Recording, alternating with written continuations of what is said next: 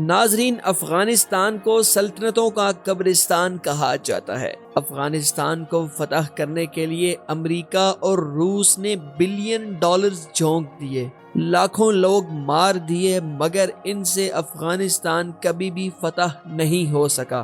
ہزاروں سالوں سے قائم افغانستان مختلف طاقتور قبیلوں کے درمیان تقسیم ہے، جہاں انسانی جان کی قیمت ایک گولی ہے۔ افغانستان کب آباد ہوا؟ وہ کون لوگ تھے جنہوں نے افغانستان میں کھیتی باڑی کا آغاز کیا؟ سکندر اعظم نے کس افغانی علاقے کو تخت و تاج کیا؟ احمد شاہ ابدالی کو جدید افغانستان کا بانی کیوں کہا جاتا ہے؟ امریکہ، روس اور برطانیہ کو افغانستان کے ساتھ ایسی کون سی دشمنی ہے کہ وہ 2 صدیوں سے افغانوں کے ساتھ جنگیں لڑ رہے ہیں؟ افغانستان میں کیا واقعی عورتوں کو خریدا اور بیچا جاتا ہے؟ یہ سب اور بہت کچھ جاننے کے لیے آج کی اس ویڈیو کو مکمل دیکھیں۔ السلام علیکم دوستو، آپ دیکھ رہے ہیں ہمارا چینل ڈاکومنٹری دیکھو اور سیریز دنیا کے 195 ممالک کی مکمل تاریخ اور احوال میں آپ کو خوش آمدید کہا جاتا ہے۔ ہم نے پچھلی ویڈیو میں برائے اعظم آسٹریلیا کی مکمل تاریخ کا جائزہ لیا تھا،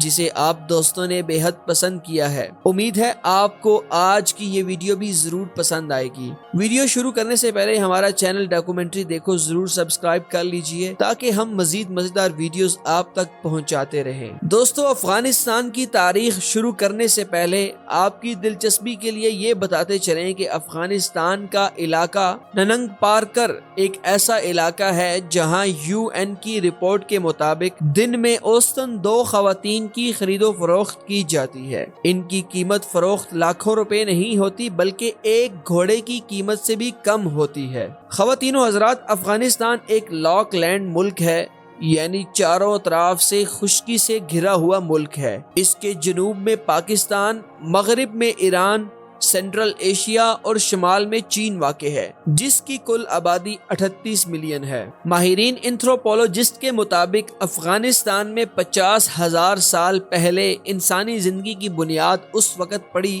جب سینٹرل ایشیا اور ہندوستان سے ہومو سیپین انسانوں نے اس خطے میں ہجرت کی تھی۔ کہا جاتا ہے کہ افغانستان کی سرزمین ان اولین علاقوں میں سے ایک ہے جہاں ہومو سیپین انسانوں نے کھیتی باڑی کا آغاز کیا ہے۔ افغانی ہومو سیپین نے چھوٹے چھوٹے قبیلے بنا کر ان میں مختلف علاقے تقسیم کر کے زراعت شروع کی تھی۔ یہاں 3000 قبل مسیح پہلا افغانی شہر باختر کے علاقے میں تعمیر ہوا تھا۔ اس وقت یہاں کے لوگوں کا مذہب ایرانی زرتشت تھا۔ افغانستان کی پہلی باقاعدہ ریاست کو گندھار ریاست کہا جاتا ہے۔ اس ریاست کا ذکر ہندوؤں کی مقدس کتاب مہابھارت میں بھی آیا ہے۔ گندھار ریاست کابل سے لے کر سوات اور ٹیکسلا تک پھیلی ہوئی تھی۔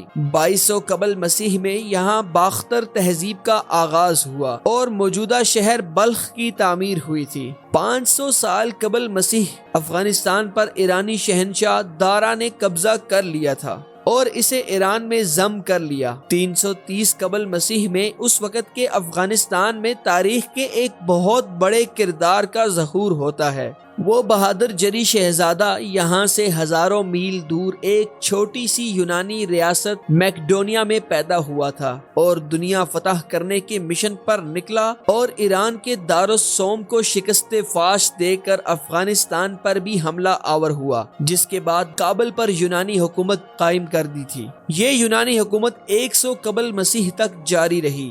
اس کے بادشاہ یونان کے رہنے والے گورنر ہوتے تھے۔ یونانی حکومت افغانستان، تکشلا اور ہندوستان کے شمال مغربی سرحدی صوبے تک پھیلی ہوئی تھی۔ مورخین کے مطابق اشوک اعظم نے یونانیوں کو افغانستان اور ہندوستان سے باہر نکال کر اپنی اشوکا سلطنت کی بنیاد رکھی تھی، جس کی حکومت غزنی تک قائم تھی۔ اشوک اعظم کے دور میں یہاں بدھ مت کا آغاز ہوا اور افغانستان ایک بدھ مت ملک بن گیا تھا۔ اس کے بعد انڈو ستھیانز، انڈو لارتھینز، کشن سلطنت، ساسانی سلطنت نے بھی افغانستان پر حکمرانی کی تھی۔ 5ویں صدی عیسوی میں افغانستان کو وائٹ ہنز نامی حملہ آوروں نے تخت و تاراج کر کے مکمل تباہ و برباد کر دیا تھا۔ 5ویں صدی عیسوی سے 17ویں صدی عیسوی تک افغانستان تقسیم رہا۔ اور اس کے ایک حصے پر ایرانیوں کی بادشاہت تھی تو دوسرے حصے پر ہندو خاندان کی کابل شاہی سلطنت راج کر رہی تھی۔ کابل شاہی حکمران ہندو ہوتے تھے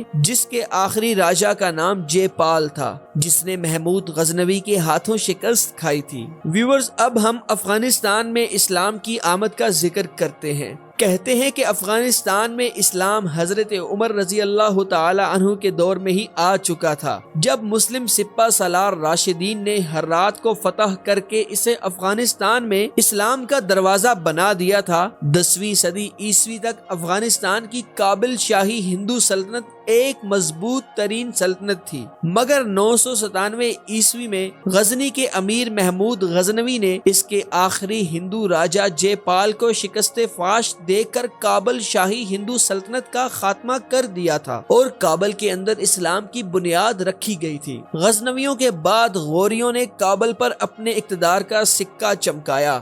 12ویں صدی میں جابر منگولوں نے بھی افغانستان پر حملہ کیا اور بامیان، ہرات اور بلخ میں لاکھوں افغانیوں کا قتل عام کیا تھا۔ 13ویں صدی میں تاتاری حکمران امیر تیمور نے سینٹرل ایشیا کے ساتھ ساتھ افغانستان پر قبضہ کر کے کابل کو ایک تاتاری ریاست بنا دیا تھا۔ 1504 میں ظہیر الدین بابر نے، جو ازبکستان کے فراغانہ ریاست کا رہنے والا تھا، اس نے کابل کو اپنی حکومت میں شامل کر دیا اور ہندوستان پر حملہ کر کے 1526 میں دہلی مغل سلطنت کی بنیاد رکھی تھی۔ 13ویں صدی میں بھی افغانستان تقسیم رہا اور یہاں 3 بڑی سلطنتیں تھیں، جس میں سے ایک شمالی افغانستان پر بخارا کا قبضہ تھا، مغربی افغانستان پر ایران کا اور مشرقی افغانستان ہندوستان کی مغل سلطنت کا صوبہ تھا۔ 1738 میں جب افغانستان کی تاریخ کا پہیہ اس وقت پہلی بار یوں گھوما کہ سارا افغانستان متحد ہو گیا مگر ایران کی غلامی میں چلا گیا۔ جب نادر شاہ نے، جو ایران کا بادشاہ تھا،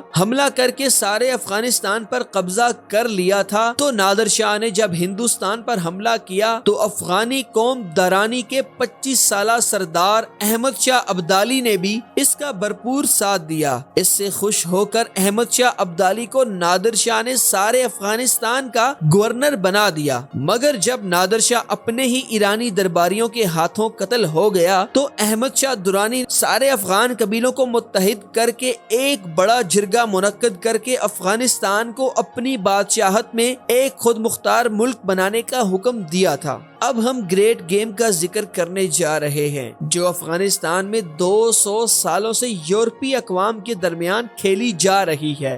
گریٹ گیم کو سمجھنے کے لیے ہمارا یہ جاننا انتہائی ضروری ہے کہ 19ویں صدی میں انگریز سارے ہندوستان کو اپنی کالونی بنا چکے تھے، جبکہ دوسری طرف روس نے بھی سارے سینٹرل ایشیا پر فوجی قبضہ کر کے اسے روس کی عظیم الشان سلطنت کا حصہ بنا دیا تھا۔ اب برطانیہ اور روسیوں کی نظر افغانستان پر پڑنے لگی، جو دونوں ملکوں کی مقبوضات کے درمیان آتا تھا۔ دوسری طرف افغانستان احمد شاہ ابدالی کی زیر قیادت افغانستان ایک متحد خود مختار ملک بن گیا اور وہ برطانیہ یا روس کسی کا ساتھ بھی جنگ کے لیے دے سکتا تھا۔ اس سنگین صورتحال میں روسیوں اور انگریزیوں کے درمیان افغانستان کو اپنے حق میں قابو کرنے کے لیے ایک پالیسی گریٹ گیم شروع ہو گئی تھی۔ انگریزوں نے پہلے افغانستان میں بادشاہ کو اپنی حمایت میں لانے کے لیے سفارتی تعلقات قائم کیے، مگر جب افغانیوں کو معلوم ہوا کہ شاہ شجاع بادشاہ افغانستان انگریزوں کے ہاتھوں میں بک چکا ہے تو افغانستان کے دوست محمد خان کی قیادت میں انہوں نے اسے ملک سے نکال دیا،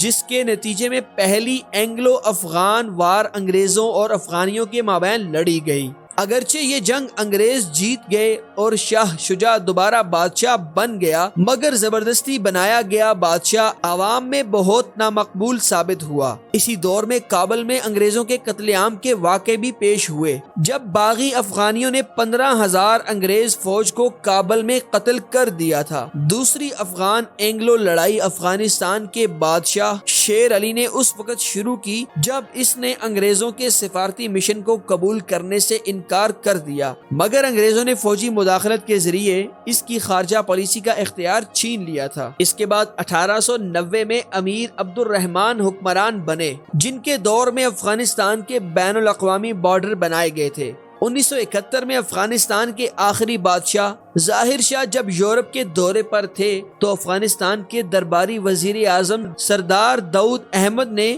شاہی پیلس پر قبضہ کر کے افغانستان میں جمہوری نظام کا اعلان کر دیا تھا اور ملک میں صدارتی انتخابات کرائے اور خود افغانستان کے صدر منتخب ہو گئے تھے، مگر 1978 میں انہیں بھی ایک بہت بڑی بغاوت کا سامنا انقلاب ثور کی صورت میں کرنا پڑا، جس کی قیادت ببرک کارمل کر رہے تھے اور ان کی سیاسی جماعت کا نام پیپل ڈیموکریٹک پارٹی تھا جو مارکسی نظریات پر قائم تھی۔ نئی حکومت نے تمام افغانیوں پر داڑھی رکھنے، برقع پہننے یا مسجد میں جانے پر پابندی نافذ کر دی تھی، جس سے لوگ مشتعل ہو گئے اور ملک میں جگہ جگہ بغاوت ہونے لگی، جس بنا پر ببرک کارمل نے روس کو افغانستان پر حملہ کر کے اسے سوویت یونین کا حصہ بنانے کی دعوت دے ڈالی۔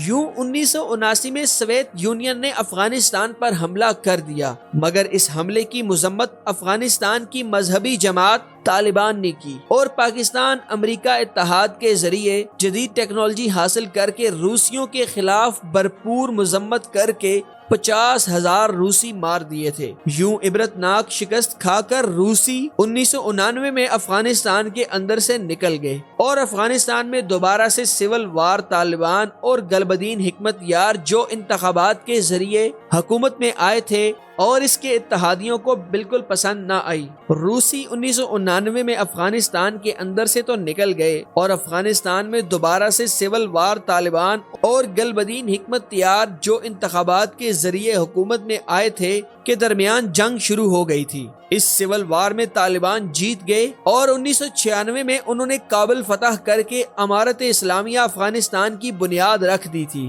یہ جیت امریکہ اور اس کے اتحادیوں کو بالکل بھی پسند نہیں آئی تھی، کیونکہ وہ افغانستان میں ایک جمہوری حکومت چاہتے تھے۔ اسی طرح طالبان حکومت نے اسامہ بن لادن کو بھی پناہ دے رکھی تھی، جو امریکہ کا سخت مخالف تھا، جس نے 2001 میں امریکہ میں بم حملے کروائے تھے اور ہزاروں امریکی ان حملوں میں مارے گئے تھے۔ 2001 میں امریکہ نے اپنے اتحادیوں کے ساتھ افغانستان پر حملہ کر کے طالبان حکومت کا خاتمہ تو کر دیا تھا اور ایک جمہوری حکومت حامد کرزئی کی قیادت میں قائم کی۔ اس کے بعد اب تک 2 بار افغانستان میں جمہوری حکومت قائم ہو چکی ہے، مگر اب بھی امریکہ طالبان لڑائی جاری ہے۔ ان جنگوں میں لاکھوں افغانی مارے جا چکے ہیں۔ تقریباً 40 لاکھ افغان قوم نے پاکستان اور ایران میں ہجرت کر کے اپنی زندگیاں محفوظ بنانے کی کوشش کی ہے۔ دوستو، طالبان امریکہ مذاکرات کے بعد مستقبل کا افغانستان کیا ہوگا؟ کیا طالبان امریکہ انخلا کے بعد دوبارہ سے افغانستان پر قابض ہو جائیں گے؟ افغانستان کے کن علاقوں میں سیاحت کی جاتی ہے؟